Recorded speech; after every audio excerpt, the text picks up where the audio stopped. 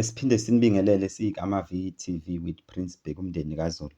Long time ago kade sinenkinga ye-TikTok, abantu be-TikTok. Siyabonga ukuthi bebesi-invite khona sesinesikhathi eside sigcine last year ukuba ku-TikTok sibe nenkinga khona izwe saya kulo wafike waba nenkinga u-TikTok wethu wawusuthola i-suspension kodwa ubu-active kodwa ungakwazi ukusebenza. So siyilungisile-ke leyo nto, sesibuyile, siyabonga bebesaqhubeka besibukela khona singasaphosti, abanye bebesi-inbox besibuza ukuthi yini indaba. Namuhla-ke ngizothi ake ngikhulume nje nge-topic encane ethinta lento yakwa-spiritual, ethinta imimoya. Khona umuntu uthola ukuthi bethandane kube right beze beshade. Take note, this is for the spiritualism. If ungayi-understand, if you don't understand it, forget about it.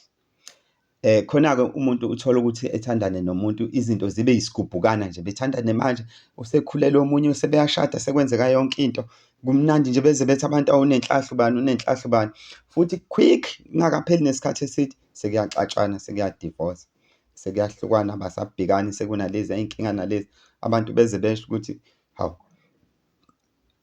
yebo gogo, beze besho abantu bethi hawu yini indaba kanti hhayi abantu banomona bayathakatha kanti cha, akuthakathwe muntu.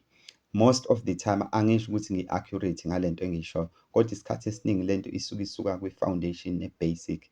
Yonke imizi le ekhandiwe nezindlu ey'khandiwe namabhilidi ey'tolo noma ini kune-foundation. Abantu abaningi ababhekana nalolu sizi uthola ukuthi kuyenzeka umuntu nomuntu wakhe asebethandane isikhathi eside, banomndeni, banefamily, bashadile, bexabane, kudivorce, kube ney'ngxabano.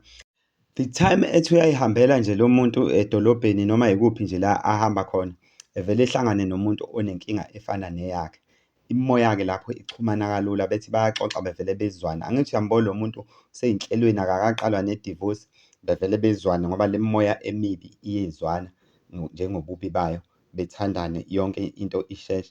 Wenza ama-file divorce nje enkantolo usethandana nalona, kwenziwe yonke into, mhlawumbe usekhulelwe sekujaha nokushada.